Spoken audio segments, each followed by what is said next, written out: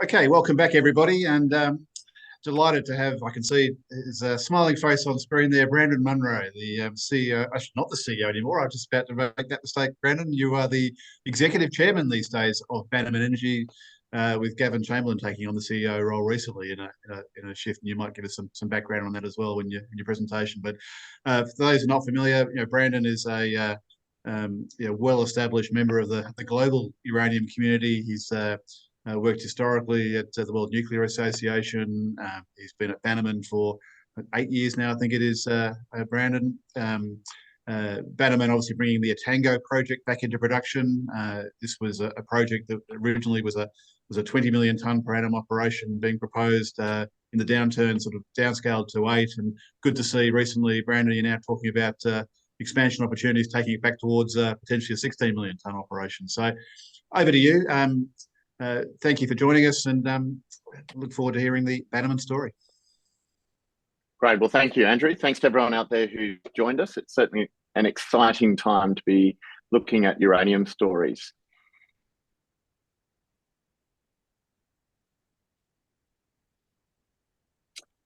Okay, I can see that that's coming through just fine. So let's run through the Bannerman story with a particular focus on the expansion and extension options that Andrew referred to. You can get this disclaimer from our website, so I'll leave you to enjoy that later. So for anyone who doesn't know the story, Bannerman has the Etango uranium project in Namibia. It's an open pit development project, very advanced. And it finds itself being really one of only a few very large, very advanced greenfields uranium projects that are ready to come into development imminently. We are in Namibia. There's a huge advantage to that.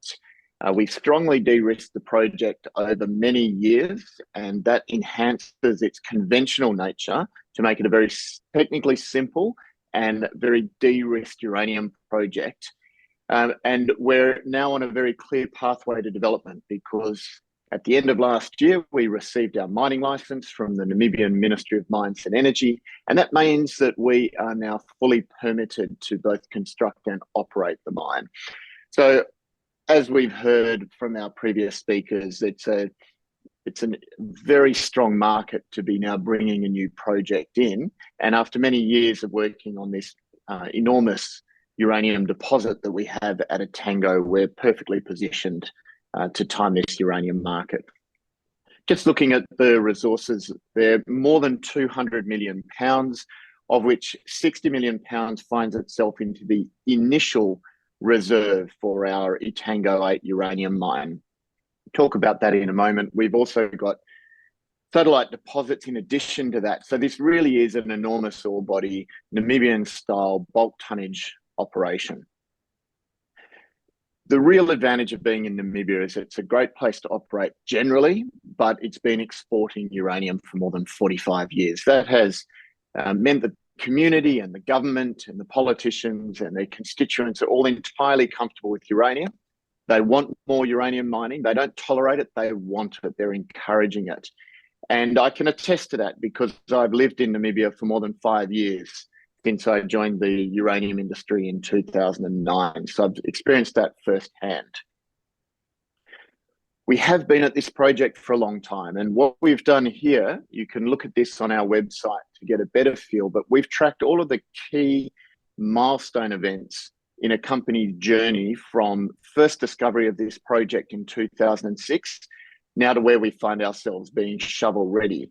And we've tracked that against the uranium price. You can see that we did remain busy and engaged during the very deep bear market. And the benefit of that for investors now is that we have an exceptionally robust set of technical information, of technical data, and we've had the opportunity to reduce the scale of the project, as Andrew said, to something that's more manageable that can then be expanded. We've heard a lot about the nuclear industry. I don't think I need to add to that. Looking at our corporate structure, so we're at about a bit over $500 million. Now that compares with this enormous ore body of well over 200 million pounds. Plus, we're so advanced and we're fully permitted and we're shovel ready. So I think it offers a compelling story to investors looking at their entry point or perhaps looking to expand their portfolio in uranium. We've got a very strong balance sheet. We had $35 million at the end of the year, and we're not spending that very quickly right now, with no debt, no convertibles, a simple capital structure, and a very strong board and management team that I'll touch on in a little while. So what is it that makes Etango really a compelling investment case decision for someone who's now realized that the uranium market is an investable commodity that should be in every energy portfolio? So look, first of all, it's a very strong technical and commercially viable project. And we've demonstrated that through years of definitive feasibility work that we've now moved through front-end engineering and design, and we're shortly going to commence on detailed design. It's highly conventional, open pit, it's at surface, it's bulk tonnage, which is how we do things in Namibia, and a very straightforward processing route through heap leaching, which has been comprehensively de-risked with the demonstration plant. As I said, we're fully permitted with all of the environmental approvals. That's come after a long time of having a remarkable reputation in country for our community development, now called ESG. We've got a strong team that can deliver on what will be a very large impact both to Namibia but also to the industry. What I'm going to do now is talk you through the economics of our initial Etango 8 development, and then we'll talk about the economics of the expansion case and the extension case. And we released a study on that just last week. So it's very new to most of the audience here, I'm sure. So our initial project, Etango 8, is so named because it's 8 million tonnes per annum at 240 ppm over 15-year mine life and an 87.8 processing yield on the heap leaching. We're generating 3.5 million pounds per annum. Now that's already a sizable contributor. For people who aren't au fait with the nuclear industry, that's enough for 7 to 8 gigawatt scale conventional nuclear reactors. So we will be a big player in our very first phase of this mine. Very competitive cash operating cost at $35 a pound, and a competitive capital for that 3.5 million pounds over a long life mine life. We'd need 317 million as upfront capital. Now, what does that do? When we first started publishing these studies on this Etango 8 project development pathway, we used a $65 uranium price. Now, I think what everyone would agree on this call is that that's terribly conservative. And so when we published our DFS at the end of 2022, we also published numbers against an $80 uranium price. And it does seem like that'll be conservative, but let's work with that for now. You can see that the leverage in this project really starts to kick between those numbers, and we see more than doubling of our post-tax NPV to $435 million US. As you can imagine, with a big project, with a big ore body, that leverage beyond $80 is exceptional. And we've just enabled the market to start valuing the leverage of the untapped ore body through the expansion. So last week we published a report that looked at two scenarios. The first was an expanded scenario. Once we've been in production for 5 years, we then increase our production to 6.7 million pounds. So effectively, we've got our own pipeline already. We are a pipeline uranium development asset. However, we've got the advantage that the additional production comes from what's our own brownfields development and expansion of our own mine. It's pure option. We don't have to do it. It's not one of those expansions where you rely on that second phase to get to the better bit of the ore body or to prove the economics. This is simply more of the same if the uranium market behaves in the way that we expect it will, and it really ramps up our leverage. We also looked at simply extending the ore body, extending the mine. And in each of those scenarios, we yield 95 million pounds from the Etango resource. No question that there's additional resources beyond that. Back in the day, we drilled enough 500 meter and 600 meter holes to know that the ore body continues at depth, But for now, we're working on 95 million pounds over those respective mine lives. Now, what does that do to the economics? Well, you can see that this project really starts to fly when you plug in current uranium prices as your assumption, and obviously look at what growth in uranium price and the further development of this tension in the market carries. So along the bottom here, we're looking at the numbers that I showed you before, which is just a Tango 8. It's not extended and it's not expanded. If we run it at $80, you can see the expansion XP or the extension XT, and beg pardon, there's already a decent uplift at $80 in those NPVs. Now, if you start looking at $95 scenario, which I think is what a lot of investors consider to be reasonable over the next several years, you can see again a further more than doubling of our NPV in the expansion case to 974 million. Now, even if we simply roll the project out beyond that initial mine life of 15 to 27, the post-tax NPV jumps to 809 million. And that's impressive when you consider that both of these NPV numbers are not measured or not discounted to the FID for the expansion. They're discounted to the FID of the original development. So our first decision to start developing this project. That's our demonstration plant. I think we can skip through that. I just want everyone to understand that the heap leaching process is a tremendous enabler for this project. And because it's so important and because it contributes so positively to our economics, we built this demonstration plant and operated it for more than 6 years to put beyond any doubt just how well this ore body leaches on a heap in sulfuric acid. We have all of our environmental approvals. We have our mining license, great ESG, a really strong team, including Gavin Chamberlain, who, after a year of outstanding performance as our Chief Operating Officer, now becomes our Chief Executive Officer. I moved to Executive Chair. As Andrew said, that enables me to be more strategically focused, more focused on market-facing and investor relations outcomes. And we've got a really solid team with deep Namibian experience, deep uranium experience, and deep nuclear industry experience. Big impact in country and globally. And we now have a defined route for development. We've already started long lead items.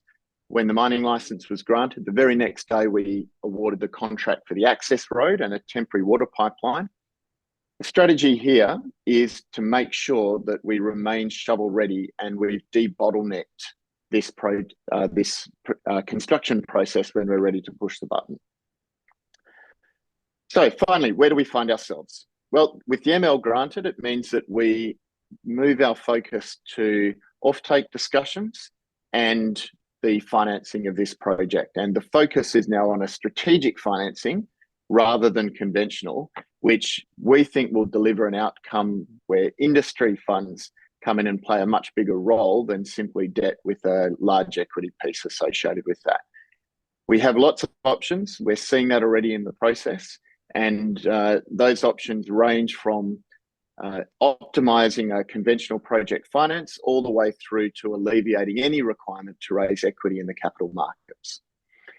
That then enables us to go into construction proper. As I said, we've already started long lead items. We're about to commence detailed design. All typically would be post-financing activities.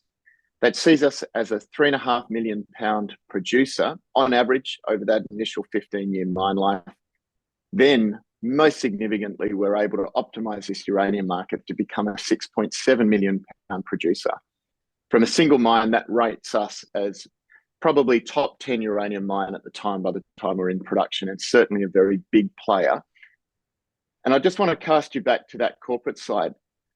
The leverage that we're enjoying here and that we will enjoy as the uranium market continues to develop is exceptional. And that's all off approximately a $500 million Australian base. So feedback I've been getting as I've been marketing this expansion story is that we do offer exceptional leverage, particularly from that size of an enterprise value, given that we're so advanced, it's such a big project and we've de-risked it so well. So I think we can leave it there, Andrew, and see if there's any questions.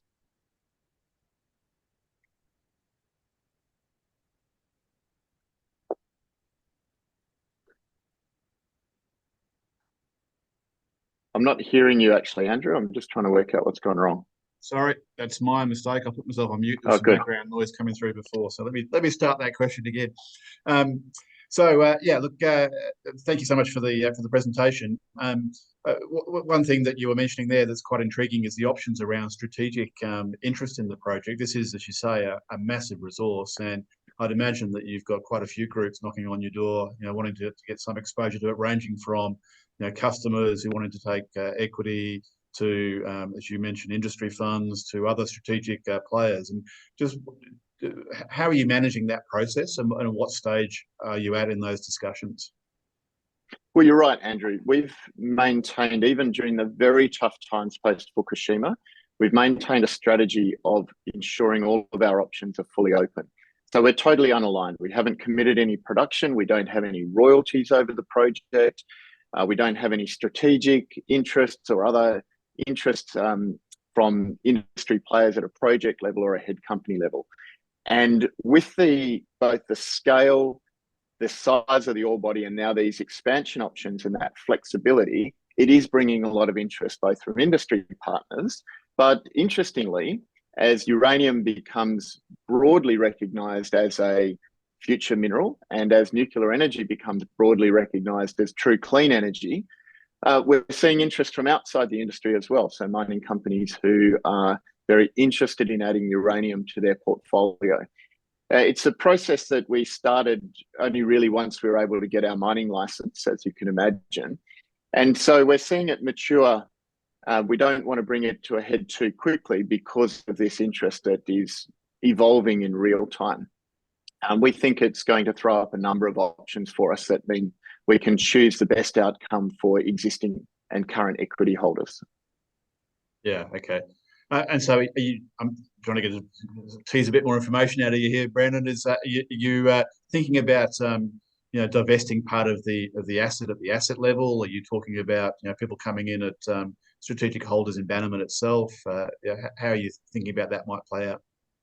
We've got all options open right now, Andrew, and that's partly because we don't need to start narrowing those options just yet until we've had a good look at what we think will be available to us. But it's also because it's a diverse set of players who've expressed interest so far, and they've all got different needs and requirements and different strengths. And if we were to narrow this strategic financing down to one or two financing models, we'd end up cutting off the width of those potential participants, which we don't want to do at this stage. And I'd imagine that offtake agreements are also wrapped up in all those discussions as well. So the timing of announcing offtake contracts is obviously going to be dictated by those strategic discussions as well, I would imagine. They're interrelated. So we don't need to have a financing solution to start offtaking, but equally we won't know to what extent we need offtakes until we know the primary financing solution. So we're operating those in parallel right now.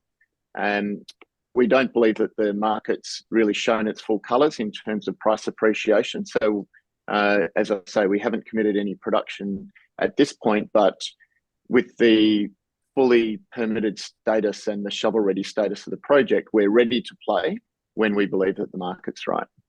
Yeah. Interesting in the expansion opportunity to 16. Previously this was a Tango 20. Just your thought process around why 16 was the right number. Is that simply double agent? It's a modular approach to the project? Yeah, correct. So the modular, so taking the 8 million tonnes and doubled it. There's some logic to that. So if you double your crushing circuit, there's a capital saving, for example, on spares. So our tertiary crusher is it's a HTGR. About 40% of the capital is a spare grinding roll. Now, we don't need 2 spare grinding rolls. We only need 1. So that helps us. And it also means that the numbers that we put in the scoping study are really solid because they're actually based on a feed level DFS, because we've taken those capital numbers from our primary project and just simply escalated and doubled them.